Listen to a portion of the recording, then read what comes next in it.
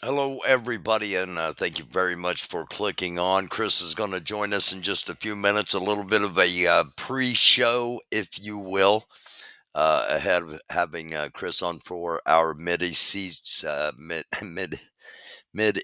Sit Rep. Um, the title tonight, Day of Jihad, a Day of Rage. We are going to be talking about all of that. Again, thanks for clicking on.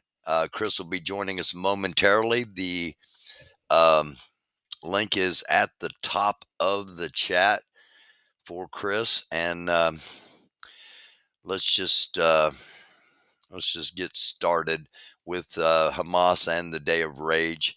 Um, Hamas Day of Rage. Hundreds marched towards the Israeli border. Pro-Palestinian supporters. A peaceful pro-Palestinian protest takes place in Amman, Jordan, earlier in the week. And today, Hamas called for Muslims across the world to gather in a day of rage. Um, it was also a world jihad was called upon. Was the call was put out? I guess is the best way to put it. The call was put out by a former leader of Hamas. Hundreds of protesters brandishing Palestinian flags have been dispersed while trying to march on Jordan's border with Israel. Earlier in the day, footage shows demonstrators marching toward a down street while chanting Allah Akbar, reportedly responding to the call for violence as Israel appears to be gearing up for a mass assault on Gaza following attacks by Hamas and Islamic jihadist militants the weekend. Um, Jordan did indeed disperse the pro Palestinian protesters heading to the border. And sounds like Chris just clicked on. I'll get back over there in just a second.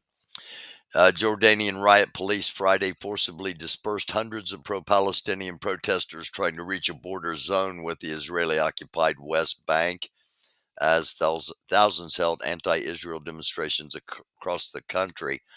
Um, there were demonstrations around the world as this video from NBC shows. This is the protest in Baghdad. Um, we'll jump ahead a little bit and buzz through this a little bit quicker. I believe this is, yes, Bangladesh, um, Kuala Lumpur in Malaysia, and some troubling. This is Sri Lanka.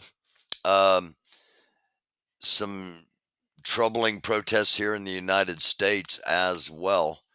Um, Also, Putin cautions Israel that ground attack on Gaza is going to be unacceptable. Well, um, we might have some intel that the ground attack's already begun. So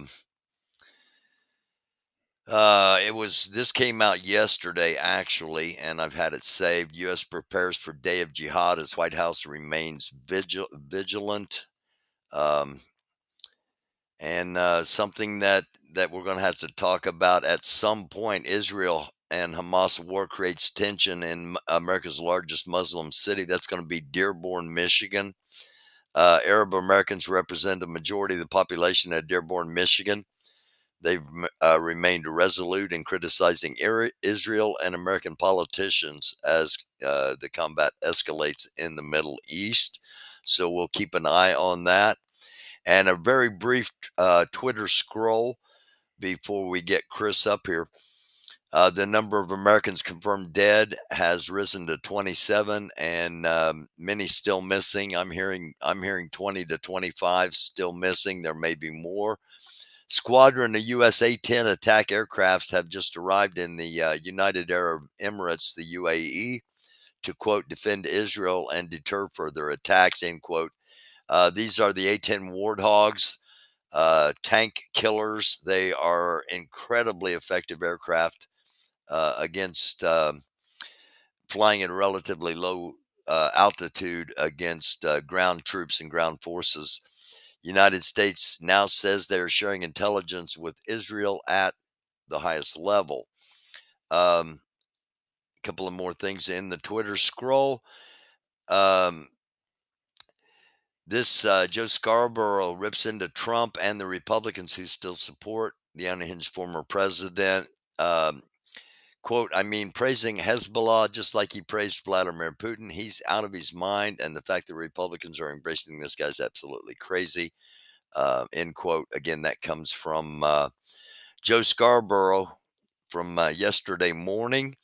And Trump's comments could kill MAGA. House Republicans and Democrats are seriously discussing forming a bipartisan government. I would have thought that was outlandish if I would have been reporting this last Friday, but it's 10 hours ago. And having seen Israel form a coalition government, if you will, around a war cabinet, um, with the way things are, and who has been Jim Jordan has been put up by the Republicans as I'm not sure why I lost all of my, and I haven't been sharing it anyway. Thank you.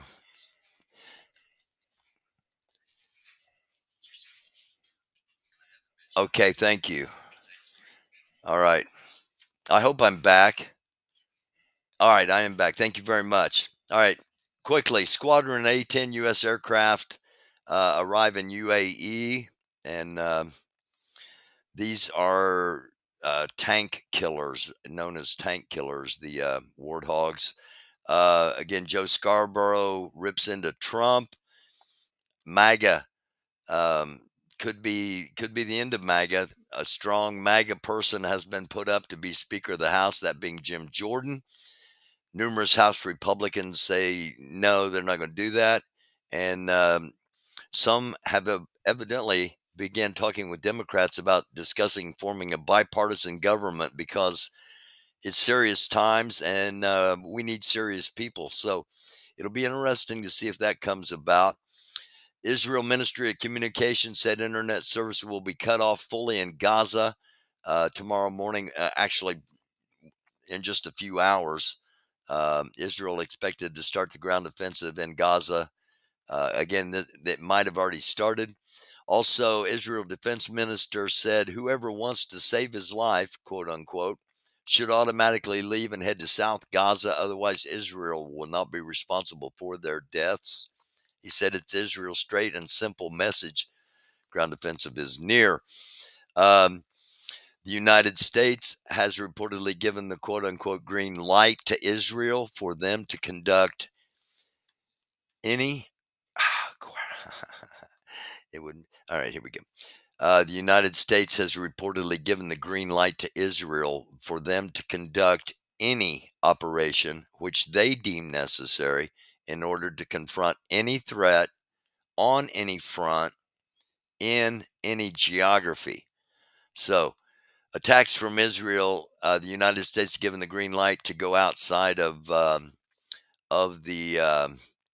Palestinian area, if you will. To me, this says, um, okay, preemptive nuclear strike from Israel onto Iran.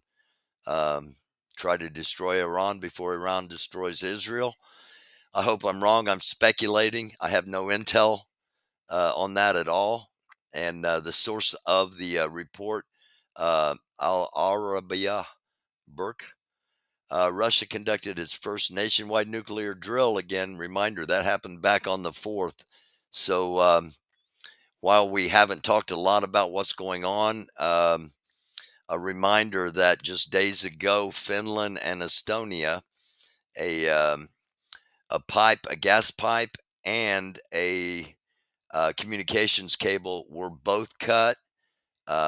Reports are that it's not just any Tom, Dick, or Harry could go up and cut these cables. The people that did it had to know what they were doing, and of course, Russian operatives are suspected. Could that trigger Article 5? Is there going to be a need to trigger Article 5, or are things just going to pop off and everybody's just going to go? Um, we're going to talk about those things right now with Chris. Are you with us, my man? I am. Can you hear me, Barry? I can. I can. Great. Let us know. Yeah, let me know Let if you us. can hear me. Am I muffled at all, or am I clear? You're a little quiet. Okay. All right. Let me. How is it now? Is it better?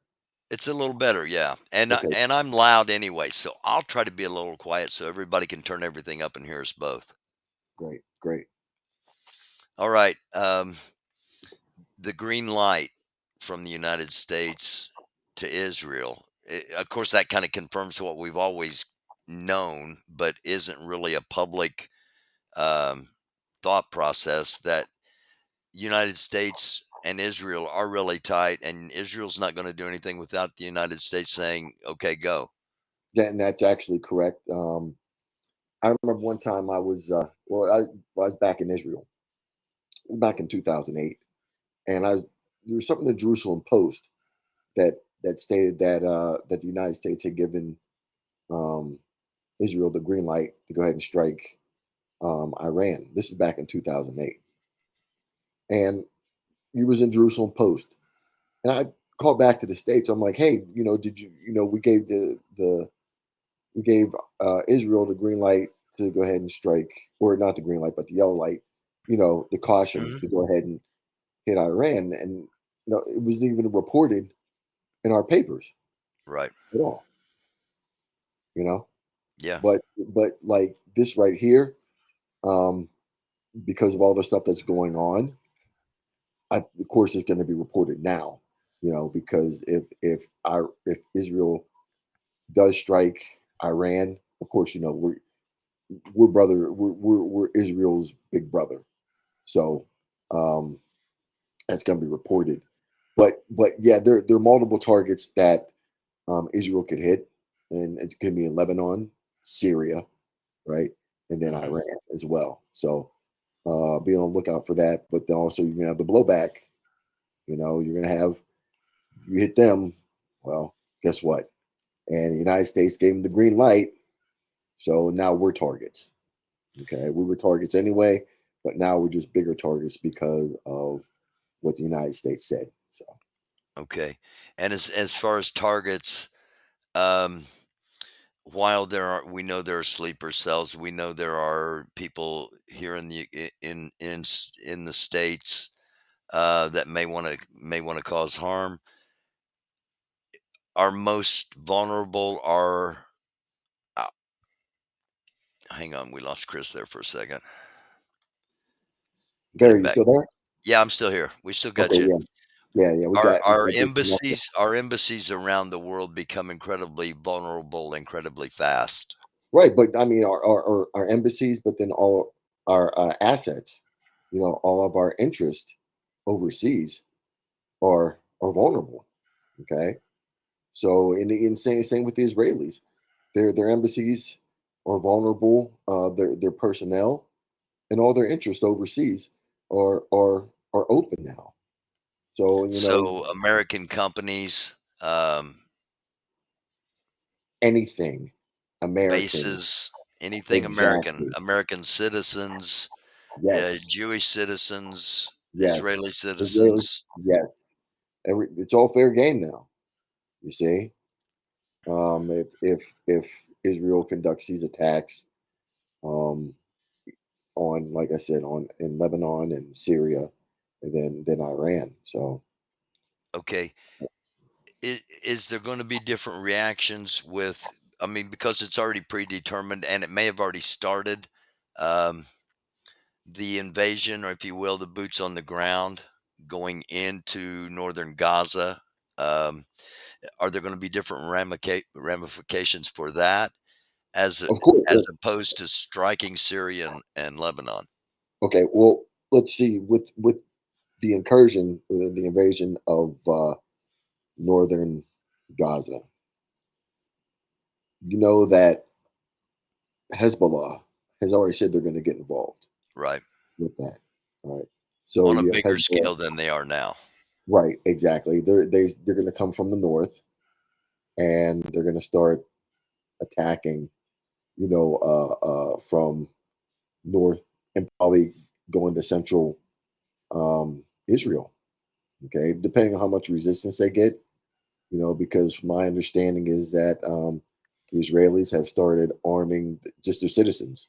Yeah, To I was try to, about to say that in Escalon, the IDF. I have video. I'm not going to show it because, uh, but the IDF were handing out weapons and munitions just to citizens in Escalon. right. So, they're arming their citizens, just so they can get in the fight as well. So more guns, more bullets, more people, force multiplication. That's what it really is. This is a real deal. Yeah, I told you that.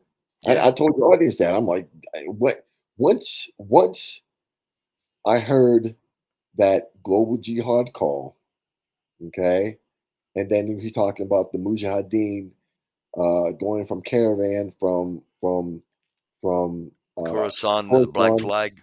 right? From no, he said from Khorasan to Palestine, to shed your blood. I was like, oh boy, this is it. This is the real deal. You see, because not once have they ever said anything like this. And considering what's going on, it's just like, all right, this is real. And like I said, I told you guys before that the baseline for all the attacks that Hamas had always done, had always been rocket attacks. Hmm. Always been rocket attacks. Yeah, nothing like paragliders and Right. And coming and in and, on motorcycle, blowing right, and, holes in the and fence. right. And then the ground assaults, they just don't do that.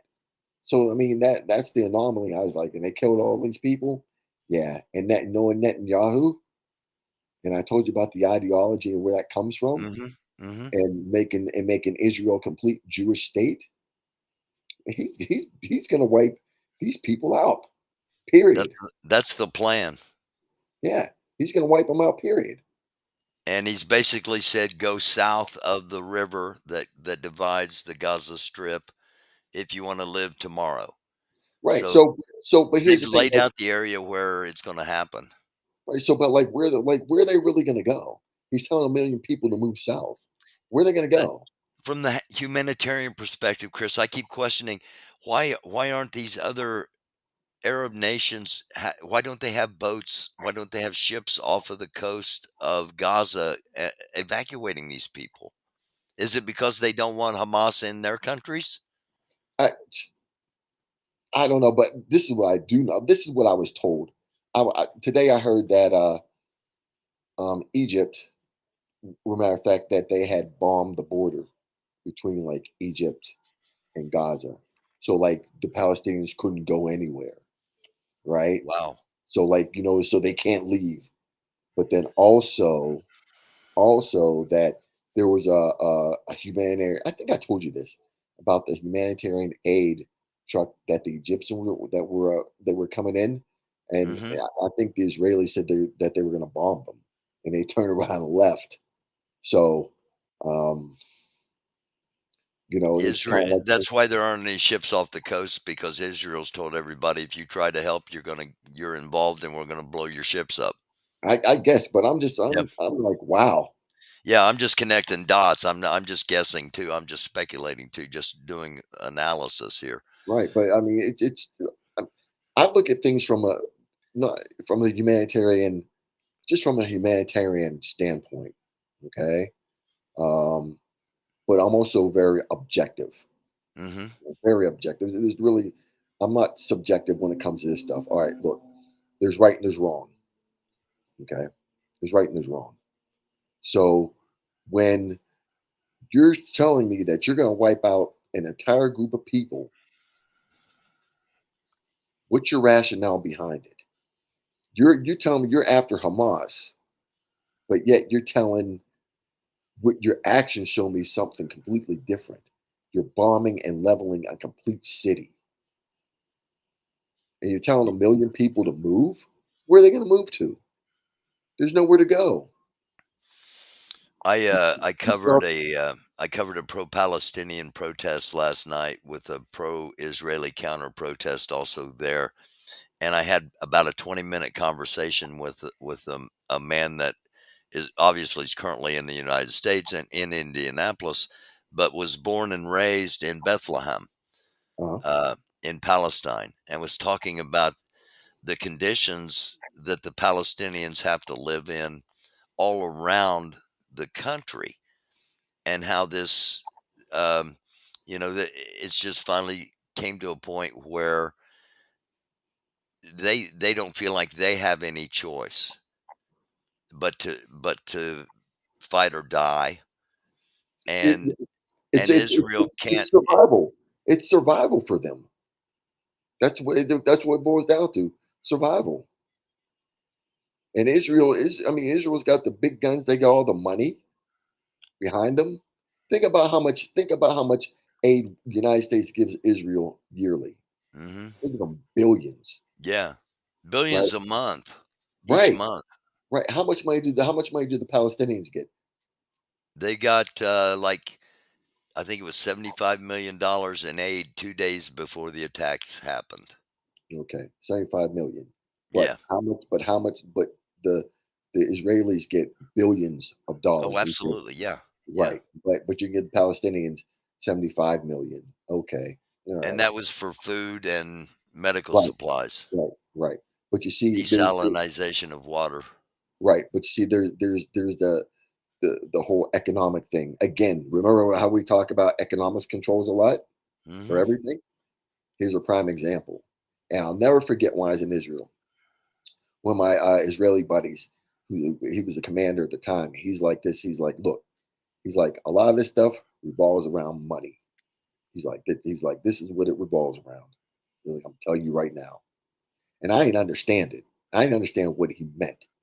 I was like, you know, you're here fighting terrorists, and you know, but see, that's this is back in 2008 when I was first getting started in this. mhm.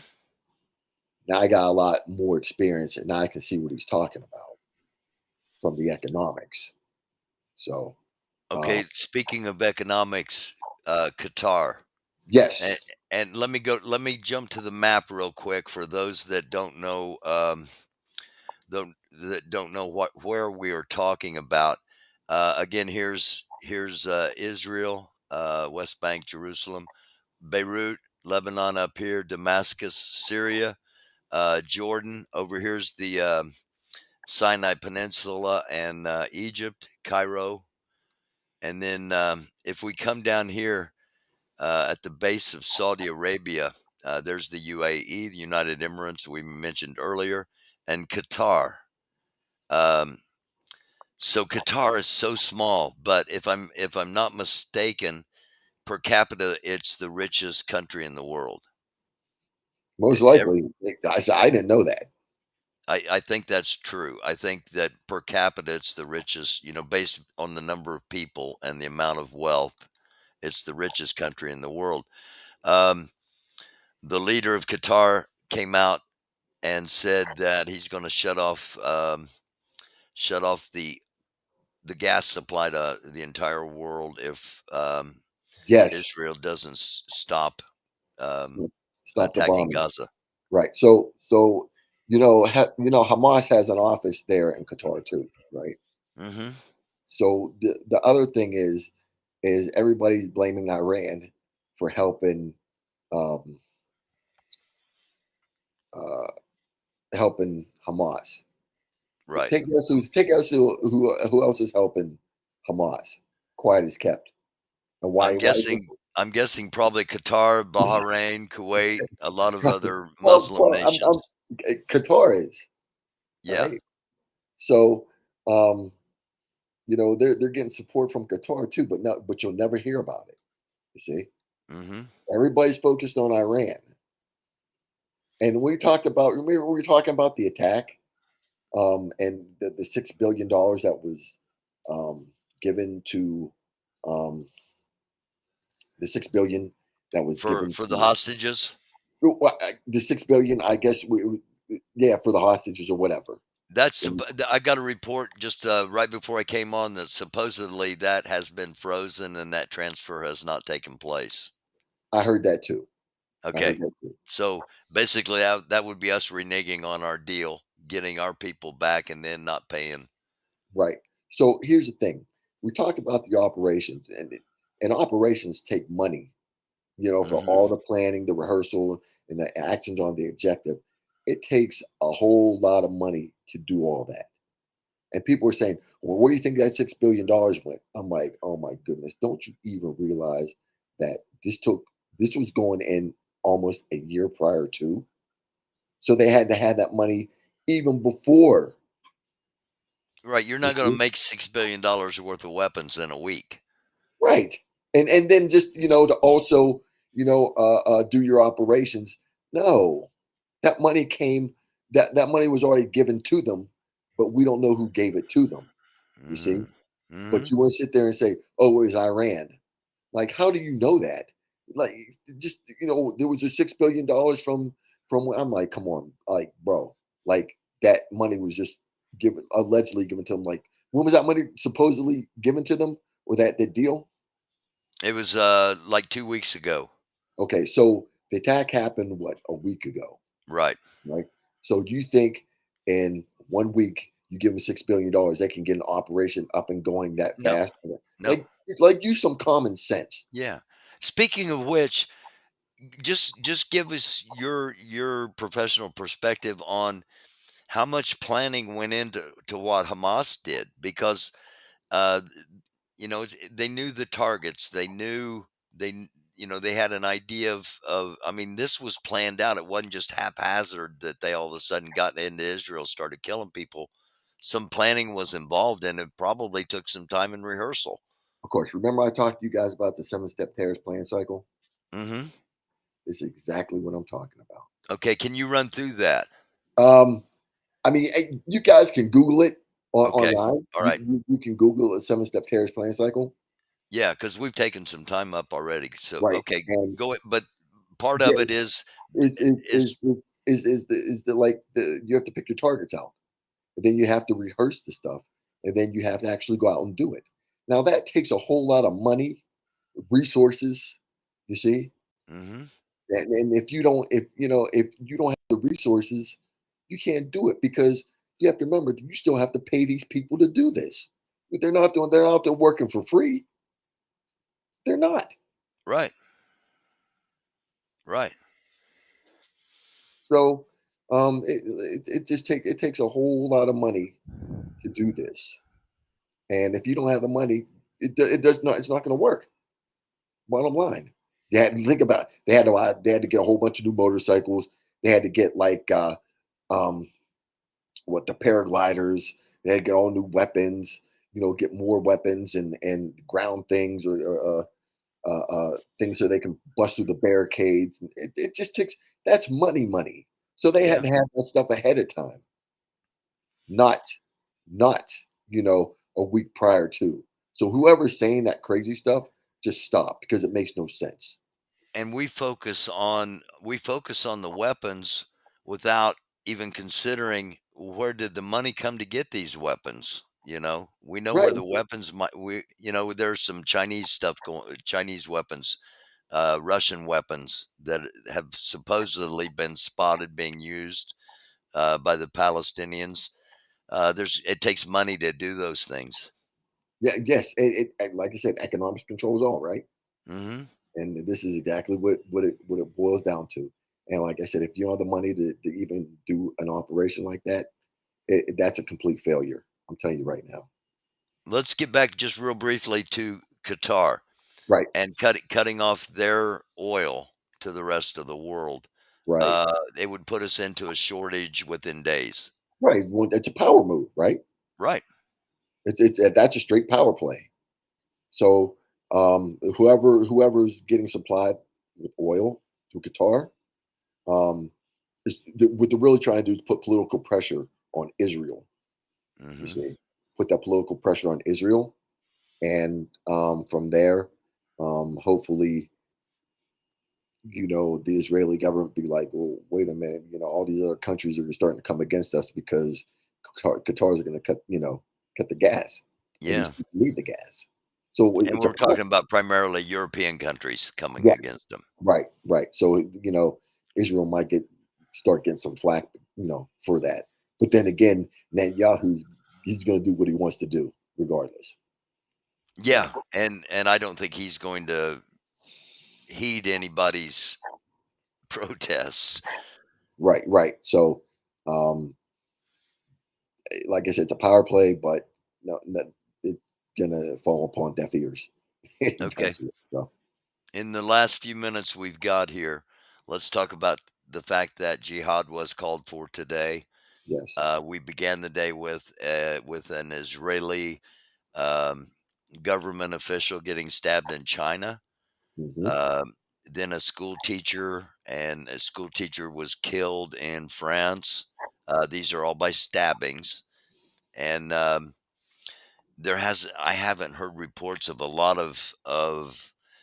um, a lot of violence like that, but the numbers that are showing up in protests are big. And talk about how just because jihad was called for today, it doesn't mean like, okay, at midnight tonight, jihad is over, Right. right? Once it's Today, called for, it's out there. It's like a genie in the bottle thing. right, right. Today's just a kickoff. That's all. Right. Okay.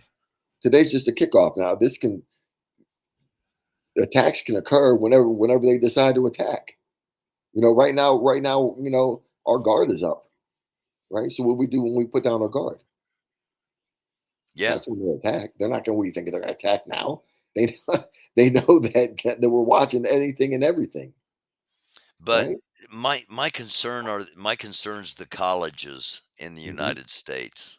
Right. Um, Violence on the college campuses amongst student upon student violence, as well as just football games all over the country tomorrow, hundreds of thousands of people in stadiums, very soft targets. Oh, Um, but you know what? And because they know the situation right now, so I'm pretty sure they've hardened those targets. I hope so Yeah, yeah, all because day, all day. They've definitely hardened those targets. I know that for a fact. okay, Uh, all right. mm, It's because yeah, sometimes I just feel like, especially if if you're not on the coast, if you're in the middle of the country, you get it like a false sense of security, like nothing's ever going to happen here. yeah. Well, see, that's what complacency does because nothing has happened for the longest time, and it, when you become complacent, that's when you get hurt. So, if people continue to be complacent, and from what I'm understanding is not a whole lot of this has been going around the news in the United States. Right. That's my understanding, and I can't understand why because I don't either. I don't know why that, this that isn't 24/7. We're is talking it, about all the potential possibilities that we need to be preparing for. right? Because this is really big news, and for it to be like quiet in the states, I'm like I don't understand that. I guess they don't want to alarm the people, you know, but Mhm. but you better be awake and you better be aware of what's getting ready to come your way. And I'm not trying to scare anybody No, or anything we're like not. that, but just Be be aware. vigilant. Yes. We gotta be vigilant. Head on, okay. What I wanna end with is, if you didn't watch it, um, everybody out there watching, of course, thank you so much for clicking on. If you're watching live, if you're watching at your convenience, whatever platform you're watching on, thank you for being here. Thank you for, um listening to us. And last night, I was live in Indianapolis with a pro Palestinian and pro Israeli, pro Palestinian protest and a counter protest from pro Israeli um, uh, people. Go back and watch that if you would. There's a lot of stuff in there. Um, Lori Arnold also has a stream up. She was with me. Her live stream and my live stream are really different portrayals of how things happened. But at the same time, between the two of them, you're going to get full coverage. So it was awesome streaming with her out there. Um, Chris, I felt I have never really felt deep concern. When I've been covering events.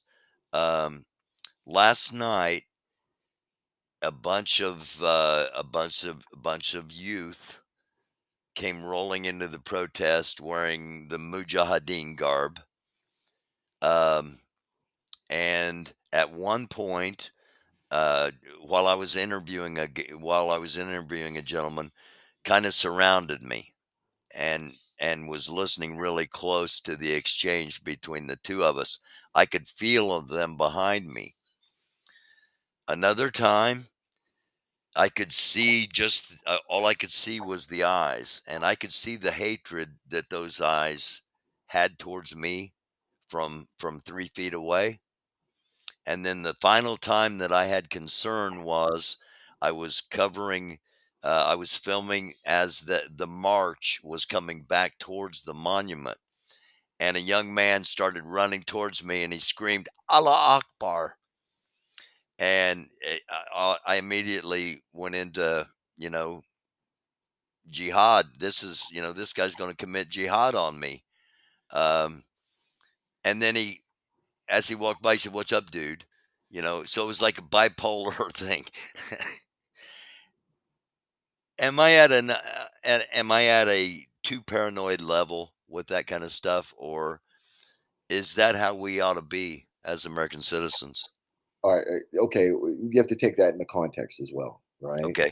All right. So it wasn't like he had any weapons on him, right? He just No, it was just out of the blue. He just right, out of the blue came running towards me in the camera and yelled right, Allah Akbar. But he right, didn't have any weapons out or anything. right. So he probably was kind of just like messing with you, Yeah, so he you was know, messing with me and it worked. right. So it's totally different, and I'll explain to you like when we get off when we talk again, Okay. the differences of like when someone says that, and then there's actually an attack. Okay, it's completely different, I and guess I'm just conditioned that right before there's an attack, you hear somebody scream Allah Akbar. not always, not always. They Okay. just might come in and start just doing what they're doing, and then afterwards they might yell it, but not necessarily before. Okay. Or it All could right. be the other way. All right. But either way, you should be vigilant, okay? But you shouldn't be paranoid, Okay. yeah, and always, do in any like tense situation. I know you're not trained to this, but it's always best to remain calm. Mhm. Okay, Yeah, I remained calm during the interview and and from halfway on in the interview, again, it was about 20 minutes. So there was about 10 minutes where I'm thinking about, I've got to end this and extract myself because I'm the only white person in a 30-foot radius of right, a bunch of people. right, right. So it's just you just remaining calm and be like, all right. So how am I gonna get out of this situation? Because you have to figure your way out because you're in a problem. You And have they to and I wasn't obstructed in any way, I wasn't accosted in any way. I could just feel them. My gut was telling me, "You got well, people behind you that, you know, may not wish you well." If that's your gut feeling, then it's time for you to move on. You see what I'm saying? Yeah, And I can say this to anyone in the audience: if you ever get that gut feeling, listen to it because that's telling you, hey, there's a problem here. You need to move on. You need to get up out of here so you can, okay. come back another day. Alright. And, I saw my buddy True's in the chat. I was gonna say, let's go to the chat and see if there are any questions. Oomph, yeah, it is conditioning. Oomph Calvarus says, "Sounds like you might be brainwashed." It is kind of a being conditioned. Listen for the totally innocuous Allah Akbar going on around you all the time. It does mean praise God. Okay, hold on here. BD Wars has a question. I have a question. Someone answer. How long does the day of jihad last? Again, um, I think once the jihad has been declared, um, it's on. The Yeah, day of jihad will be. It is every day is going to be a day of jihad. It's just a matter of where the attacks occur. Is that exactly, correct? exactly. Like I said, this is the kickoff. That's all it is. Today's This just the is the kickoff. kickoff. Mhm. Okay. All right. Echo Romeo. Do not let them interrupt your life.